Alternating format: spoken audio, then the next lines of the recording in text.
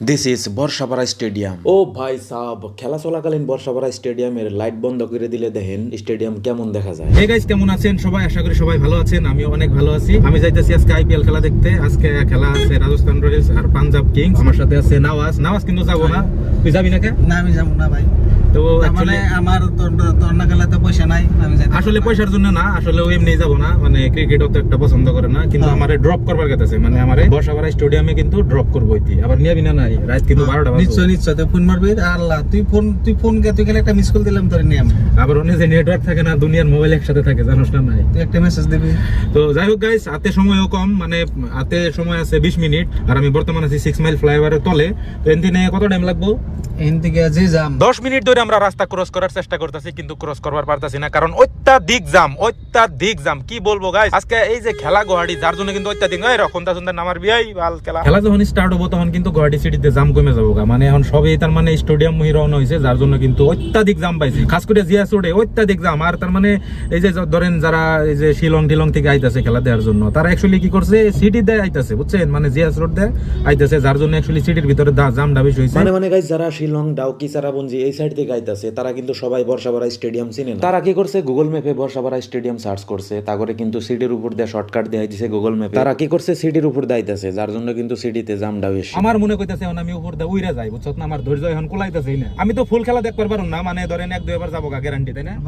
1-2 বার যাবো গা, আমি ফুল খেলাটা দেখবার পারুম না। যে একটা জাম লাগছে এখন যে আমি খেলা দেখবার গেতাছি, এটা তো মানে টিভিতে দেখলেও বোধহয় ভালো লাগতো। আমি খেলা দেখবার গেতাছি, খেলা স্টার্ট হওয়ার আগে যে প্লেয়াররা মানে প্র্যাকটিস করে, ঠিক আছে, ওই প্র্যাকটিসটা দেখে ভালো লাগে, বুঝছেন? কিন্তু দুঃখজনক কথাটা হইলো, প্লেয়ার গ্রুপ প্র্যাকটিস করার মুহূর্তটা আমি দেখবার পারলাম না। বর্ষাপাড়া স্টেডিয়াম পাইতে আরো 800 মিটার বাকি, কিন্তু এনে অত্যাধিক জাম, যার জন্য কার নিয়ে যাওয়া সম্ভব না।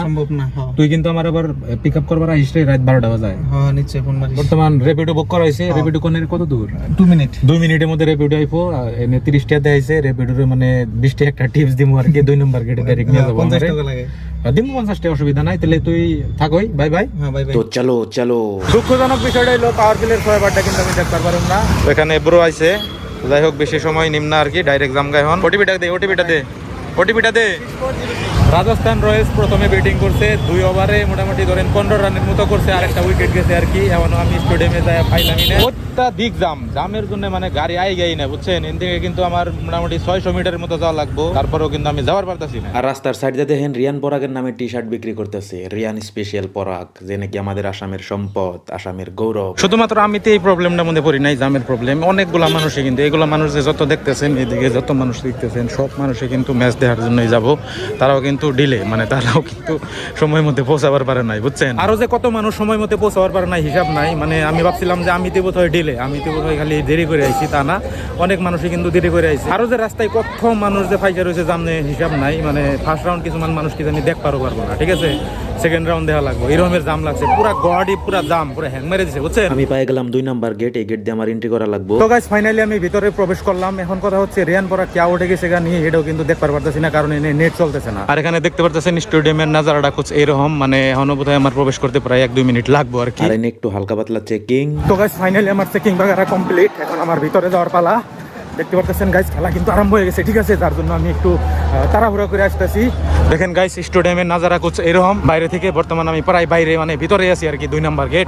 মানে গাইস, আধা ঘন্টা লেট হয়ে গেছে, ঠিক আছে?